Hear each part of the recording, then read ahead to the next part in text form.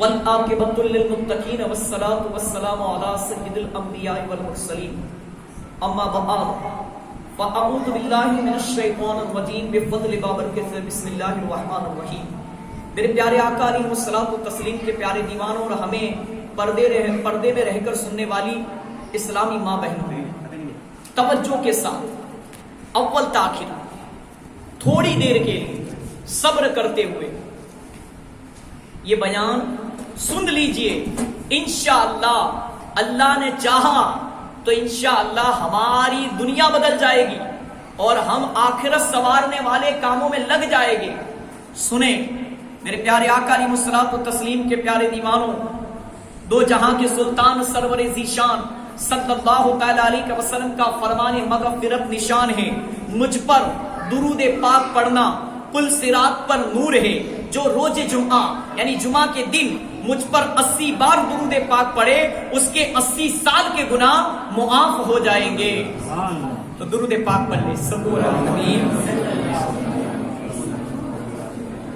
یہ بیان اپنی نگاہوں کو جھکا لے، اپنی نگاہ نیچی کر لے، کسی سے بات چیت نہ کرے۔ اگر کوئی اسلامی ماں بہن بات چیت کر رہی تو خاموش ہو جائے۔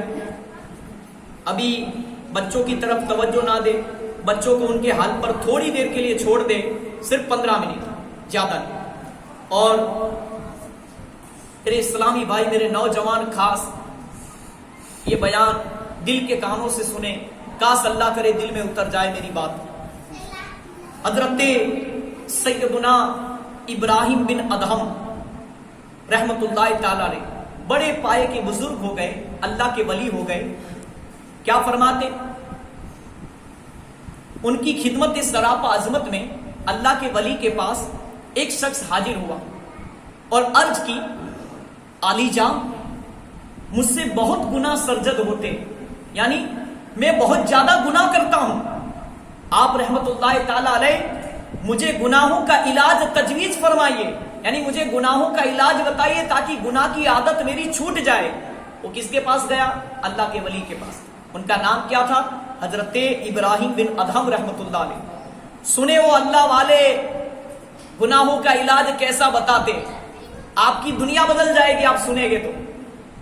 آپ رحمت اللہ تعالی علیہ نے، اللہ کے ولی نے پہلی نصیحت کرتے ہوئے فرمایا، اول جب گناہ کرنے کا پکا ارادہ ہو جائے تو اللہ عز و جل کا رزق کھانا چھوڑ دو، یعنی روزی کھانا چھوڑ دو۔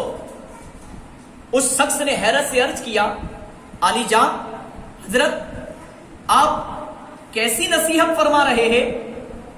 یہ کیسے ہو سکتا ہے جبکہ رزاق روزی دینے والا تو اللہ تعالیٰ ہی ہے، وہی ہے، تو میں اس کی روزی چھوڑ کر بھلا کس کی روزی کھاؤں گا؟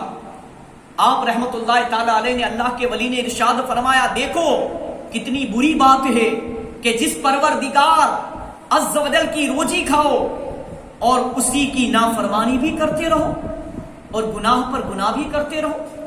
پھر آپ رحمت اللہ تعالی علیہ نے دوسری نصیحت فرمائی، جب بھی گناہ کا ارادہ ہو جائے تو اللہ عز و جل کے ملک سے باہر نکل جاؤ، اللہ کی بنائی ہوئی دنیا سے باہر نکل جاؤ۔ کیا کوئی اللہ کی بنائی ہوئی دنیا سے باہر نکل سکتا ہے؟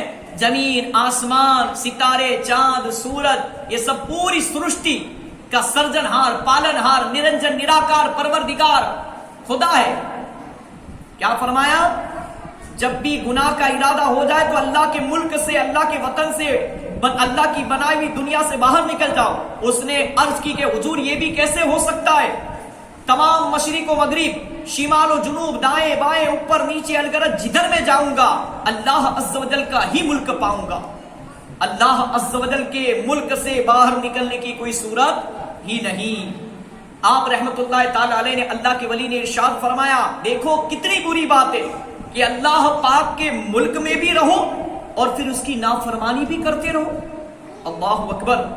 تیسری نصیحت آپ رحمت اللہ تعالی علیہ نے یہ ارشاد فرمائی، جب پختہ ارادہ ہو جائے، جب پکا ارادہ ہو جائے کہ بس اب گناہ کر ہی ڈالنا ہے تو کر لو، لیکن اپنے آپ کو اتنا چھپا لو کہ اللہ عز و جل دیکھ نہ سکے۔ اس نے حیرت سے عرض کیا کہ حضور یہ کیوں کر ممکن ہے، یہ کیسے ہو سکتا ہے کہ اللہ عز و جل مجھے دیکھ نہ سکے؟ ارے وہ تو دلوں کے حالوں سے، احوالوں سے بھی باخبر ہے کہ ہم دل میں کیا سوچتے وہ بھی اسے پتا چل جاتا ہے۔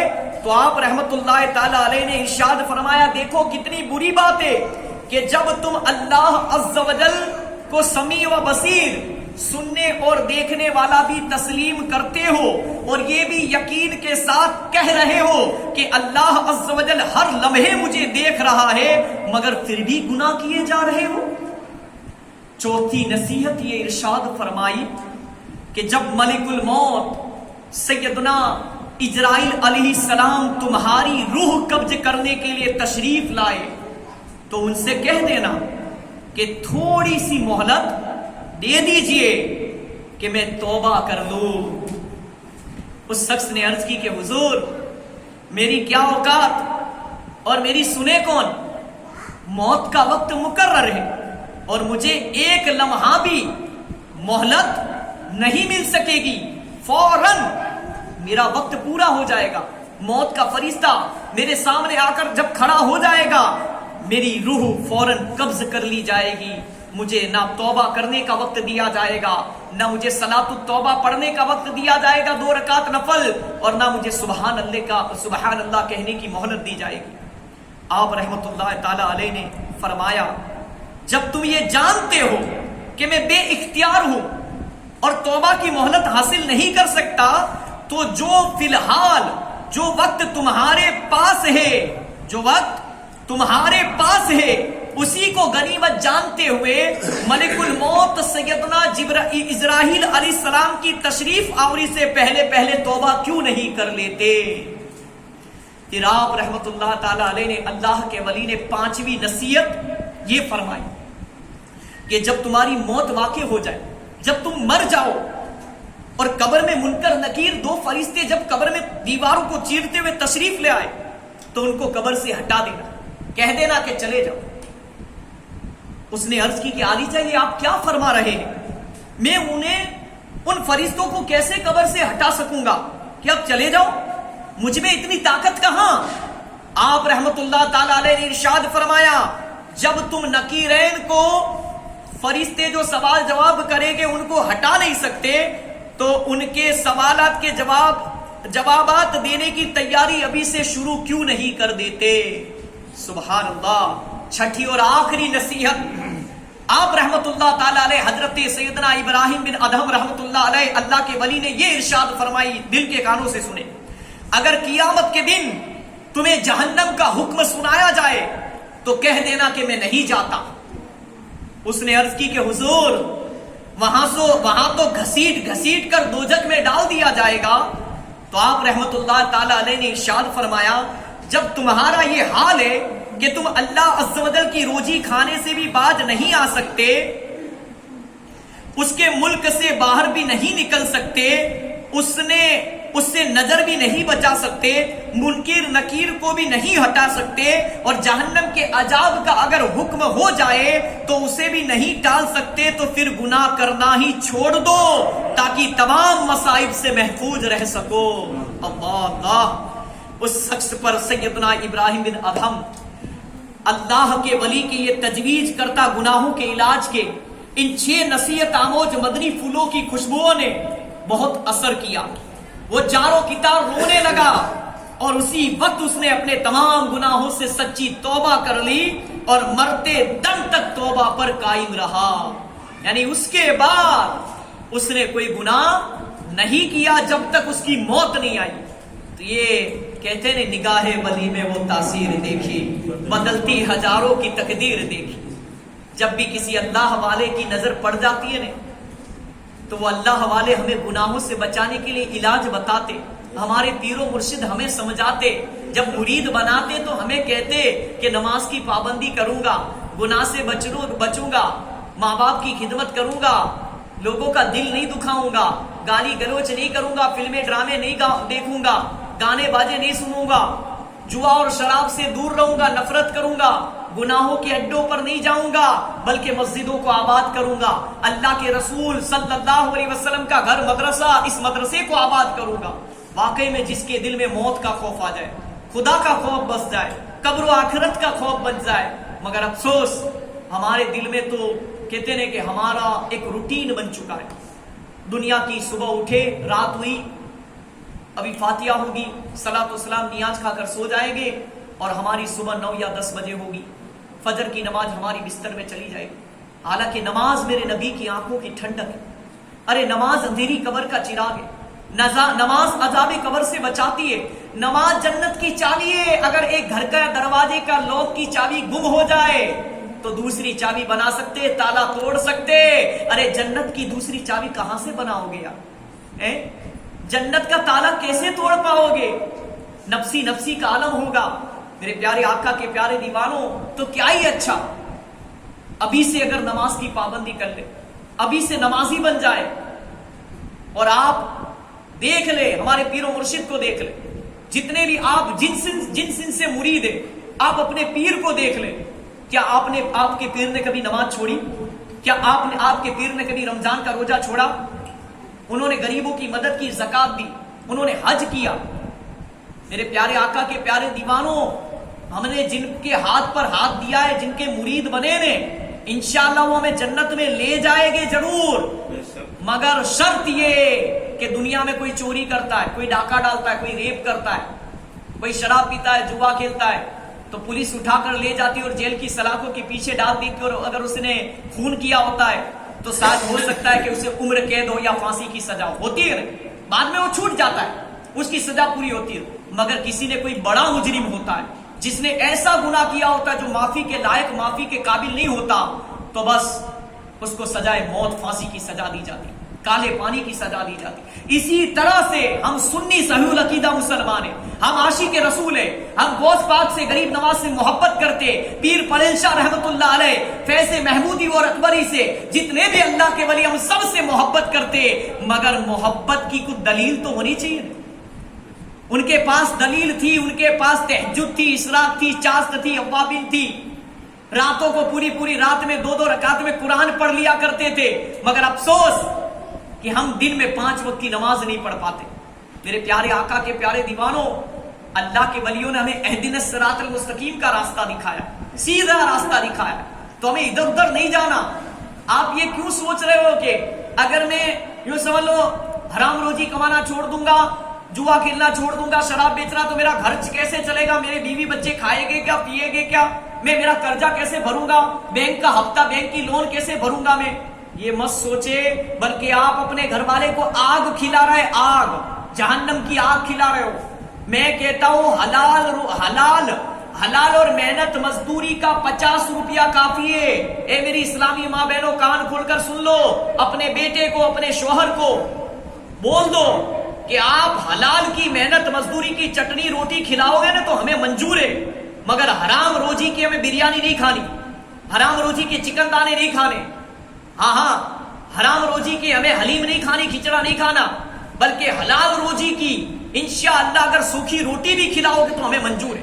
کیونکہ میرے پیارے آقا کے پیارے دیوانوں، جو حرام روزی کھاتا ہے اس کی 40 دن تک کوئی دعا اور کوئی عبادت قبول نہیں ہوتی۔ تو میرے پیارے آقا کے پیارے دیوانوں، یہ اللہ کے ولی نے 6 نصیحتیں ہمیں فرمائی اور میں نے آپ کو وہ سنا دی۔ کاش اللہ کرے دل میں اتر جائے میری بات، ایسا نہ ہو کہ ایک کان سے سن کر دوسرے کان سے نکال دے۔ ہماری زندگی تو ایسی ہے، صبح اٹھیں گے، چائے ناشتہ کر کے دنیا کی دولت کمانے چلے جائیں گے، پھر دوپہر ہوگی، دوپہر کا کھانا کھائیں گے، پھر شام کو چائے پیئیں گے یا دوپہر کو سو جائیں گے، پھر شام ہوگی دوستوں کے ساتھ، پھر رات ہوگی موبائل کے پیچھے، ویڈیو گیم کے پیچھے وقت برباد کریں گے، اور رات کو یوں سمجھ لو کھانا کھا کے دیر سے گھوم پھر کر موبائل ٹی وی دیکھ کر، فلمیں ڈرامے گانے بازے دیکھ اور سن کر، واٹس ایپ فیس بک انسٹاگرام پر چیٹنگ کر کے، ویڈیو گیم، بلکہ یہاں تک بتایا جاتا ہے کہ جب تک بیٹری لو نہیں ہوتی انسان موبائل چھوڑتا نہیں، اور یوں ہی گناہ کر کے سو جاتے، اور ایک رات وہ آئے گی کہ صبح میں آنکھ کھلے گی تو اندھیری قبر میں آنکھ کھلے گی۔ یاد رکھنا، میں نے ایسے کئی جنازے پڑھائے، میں نے ایسے کئی میتوں کو قبر میں اترتے ہوئے دیکھا ہے، ہاں کہ رات کو اچھا خاصا سو گیا تھا، صبح میں اس کی آنکھ نہ کھلی، رات کو ہارٹ بند ہو گیا، دل بند ہو گیا، یہ دل کی گھڑیال بند ہو گئی اور موت کا شکار ہو گیا۔ ارے میں نے ایسے لوگوں کو میری نظروں کے سامنے دیکھا ہے کہ وہ سارے گھر والے مل کر کھانا کھانے بیٹھے تھے، منہ کے پاس نوالا لے گیا، قسم خدا کی ہارٹ اٹیک آ گیا اور منہ کے حلق کے نیچے، گلے کے نیچے، پیٹ کے اندر وہ نوالا اتار نہیں پایا۔ آپ کیا سمجھتے ہو یار موت کو؟ آپ نے یہی سوچا ابھی تو جوانی ہے، موت شوق کر لو، ابھی تو جو گناہ کرنے ہو کر لے۔ ارے قبر میں جا کے کس نے دیکھا ہے؟ ہم تو سنی ہے یا رسول اللہ کہنے والے گوشت پاک کے گناہ میں وہ ہمیں جنت میں لے جائیں گے، ضرور لے جائیں گے، یہ ہمارا عقیدہ اور ایمان ہے اور ہمیں بھروسہ ہے کیونکہ ہم گوشت پاک کے سلسلے میں مرید ہیں۔ مگر میں نے بتایا نا کہ جو ہم نے چوری کی ہوگی، گالی بولی ہوگی، نمازیں چھوڑی ہوگی، رمضان کے روزے چھوڑے ہوگے، زکات فرض ہونے کے باوجود بھی زکات نہیں نکالی ہوگی رمضان میں، حج فرض ہونے کے باوجود بھی اللہ نے اتنا مال و دولت مالدار بنایا پھر بھی حج نہیں پڑا ہوگا، اگر شرابیں پی ہوگی، زنا بدکاری کی ہوگی، جوا کھیلا ہوگا، ماں باپ کا دل دکھایا ہوگا اور اللہ اس کے رسول کی نافرمانی والا چھوٹا بڑا کوئی سا بھی گناہ کیا ہوگا، تو جب تک وہ گناہوں کی سزا پوری نہیں ہوگی قبر میں اور جہنم کے اندر، تب تک آپ کو جہنم سے اور قبر سے باہر نکالا نہیں جائے گا۔ یہ یاد رکھے، آپ کسی بھی وقت کے مفتی سے یہ جا کر مسئلہ پوچھ سکتے جو میں بیان کر رہا ہوں۔ جب تک ہماری سب سے پہلی منزل تو نزا کا وقت ہے، اگر گناہوں بھری زندگی گزاری، نمازیں چھوڑتے رہے اور کمایا، کھایا پیا اور موج شوق کی زندگی گزاری، جیسے لوگ سوچتے ہیں کہ بھئی ہم تو کھانے پینے اور سونے کے لیے پیدا ہوئے، ہمارے پاس وقت نہیں ہے۔ میرے پیارے آقا کے پیارے دیوانوں، وقت تو کسی کے پاس نہیں، میرے پاس بھی وقت نہیں، ابھی وقت ہو چکا ہے، ابھی فاتحہ پڑھنا ہے، سلام پڑھنا اور نیاز کھلا کے آپ کو جلدی سلانا ہے، کیونکہ آپ لیٹ سو گے، فجر کی نماز آپ کی چلی جائے گی تو میں گنہگار ہوں گا۔ تو میرے پیارے آقا کے پیارے دیوانوں، آپ کی میری ہاتھ جوڑ کر میں بار بار ریکویسٹ اس لیے کرتا ہوں کہ جس سے محبت ہوتی ہے نا وہ دل سے سمجھاتا ہے۔ ایک بات یاد رکھنا کہ اللہ کے ولیوں نے فرمایا کہ تم تو نماز پڑھتے ہو مگر تمہارا پڑوسی بے نمازی ہے، تمہارے گھر میں بے نمازی ہے، تو ذرا بتاؤ اس گھر میں لڑائی جھگڑے نہیں ہوگے تو کیا ہوگا؟ اس گھر میں بیماری نہیں ہوگی تو کیا ہوگا؟ اس گھر میں پریشانی نہیں ہوگی تو کیا ہوگا؟ اس گھر میں یوں سمجھ لو روزی میں برکت اٹھ جائے گی تو کیا ہوگا؟ اس گھر میں سکون نہیں ہو سکتا جس گھر میں سارے بے نمازی ہوتے، بلکہ اگر گھر کا ایک نمازی ہو اور پڑوس میں اگر کوئی بے نمازی ہے اور آپ کو پتا ہے کہ اگر میں اس کو نماز کی دعوت دوں گا، مدرسے میں قرآن کی پڑھنے کی دعوت دوں گا تو انشاءاللہ یہ میری دعوت ایک نہ ایک دن، آج نہیں تو کل، کل نہیں تو پرسوں، ایک دن تو آئے گا کہ اس کے دل میں میرے پرتی محبت پیدا ہوگی، رحم پیدا ہوگا، اور ایک دن تو میری دعوت قبول کر کے مدرسے میں آئے گا قرآن سیکھنے، ایک دن تو انشاءاللہ میرے ساتھ نماز پڑھنے آئے گا اور پھر اللہ کی بارگاہ میں دعا کرنا کہ اللہ یہاں تک لانا میرا کام تھا، ہدایت دینا تیرا کام ہے۔ میرے پیارے آقا کے پیارے دیوانوں، بیان کو پورا کرتے ہوئے آخری بات سن لے۔ میرے پیارے آقا کے پیارے دیوانوں، کیا فرمایا؟ میٹھے میٹھے اسلامی بھائیوں، ہمیں بھی چاہیے کہ اپنے بزرگان دین، اللہ کے ولی رحمت اللہ علیہ کے نقش قدم پر ان کے پیچھے پیچھے چلتے ہوئے نیکی کی دعوت کو عام کریں۔ آپ لوگوں کو خود بھی نماز پڑھے، دوسروں کو نماز کی دعوت دے۔ میری اسلامی ماں بہنیں، الحمدللہ یہ مدرسے کی برکت ہے کہ کئی ہماری مدرسے کی لڑکیوں نے برقعے کی نیت کر لی کہ انشاءاللہ ہم پورا پردہ کریں گے، کئیوں نے نیت کی کہ انشاءاللہ ہم گھر سے باہر نکلیں گے تو پردہ کر کے نکلیں گے، برقع پہن کے نکلیں گے۔ تو یہ مدرسے کی برکت ہے، یہ رسول اللہ کا گھر کھلا تو آج الحمدللہ ہمارے سماج کی لڑکیاں پردے کی پابند ہو گئی، ہمارے سماج کے لڑکے نمازی بن رہے، ہمارے سماج کی لڑکیاں نماز پڑھ رہی، خود بھی پڑھ رہی، ان کی مائیں بھی نماز پڑھ رہی، ان کی بہنیں بھی نماز پڑھ رہی۔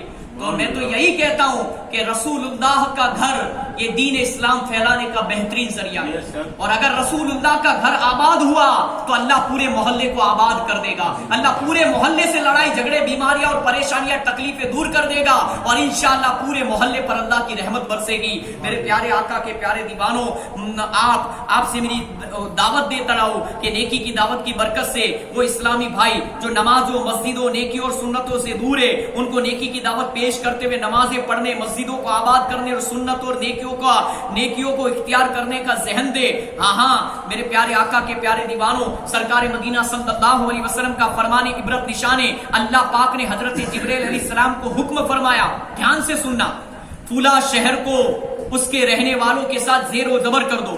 حضرت جبرائیل علیہ السلام نے عرض کی کہ اے رب عز و جل، ان لوگوں میں تیرا ایک فلاں نیک بندہ بھی ہے جس نے پلک جھپکنے کی مقدار بھی تیری نافرمانی نہیں کی، اللہ پاک نے فرمایا شہر ان پر الٹ دو کیونکہ اس کا چہرہ میری نافرمانیاں دیکھ کر کبھی متغیر نہیں ہوا۔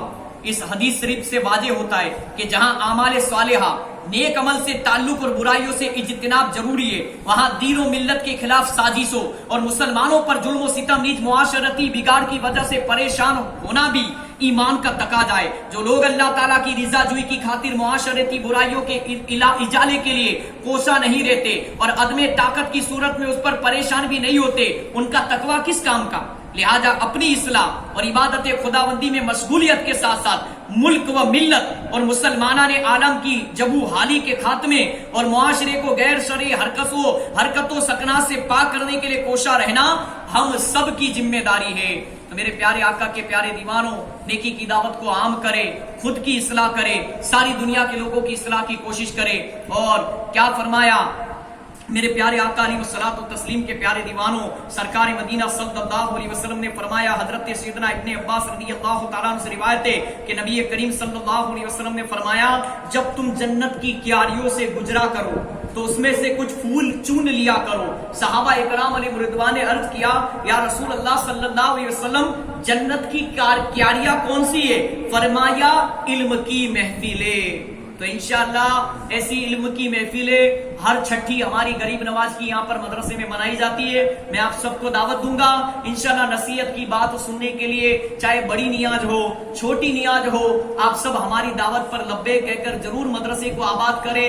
اللہ اس پورے محلے کو آباد فرمائے گا۔ اور اللہ کے رسول صلی اللہ علیہ وسلم نے فرمایا کہ جس نے میری سنت سے محبت کی اس نے مجھ سے محبت کی، اور جس نے مجھ سے محبت کی وہ میرے ساتھ جنت میں داخل ہوگا۔ تو نبی کی سنت کے مطابق بیٹھ کر کھانا کھائے، بیٹھ کر پانی پیے، سونے کی دعا پڑھ کر سوئے، گناہوں سے توبہ کر کے سوئے، کیا پتا صبح آنکھ کھلے نہ کھلے۔ اور دیکھو آج رات کا ہمارا کوئی گارنٹی نہیں ہے کہ رات کو نرم بستر پر سونا نصیب ہوگا یا اندھیری قبر میں۔ اگر چلو صبح میں اٹھ گئے، ہماری زندگی کا ایک دن کا اور صورت دیکھنا نصیب ہو گیا، مگر کیا آپ کے پاس گارنٹی ہے؟ آج صبح سے لے کر ابھی تک ہائی وے پر کتنے ایکسیڈنٹ ہوئے ہوگے، کتنے لوگ موت کے گھاٹ اتر گئے ہوگے، وہ بیچارے گھر سے نکلے ہوگے، کیا ان کو پتا تھا کہ ہم گھر پہنچ پائیں گے یا نہیں پہنچ پائیں گے، ہماری منزل تک پہنچ پائیں گے نہیں پہنچ پائیں گے؟ تو کہتے ہیں کہ کچھ نے کیا کما لے جلد آخرت بنا لے، کوئی نہیں بھروسہ۔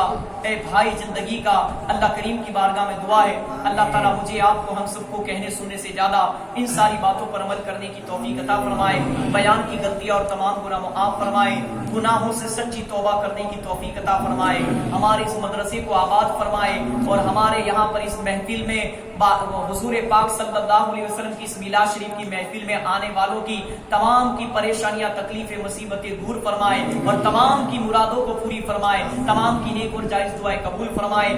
آمین بجاہ النبی الکریم صلی اللہ علیہ وسلم۔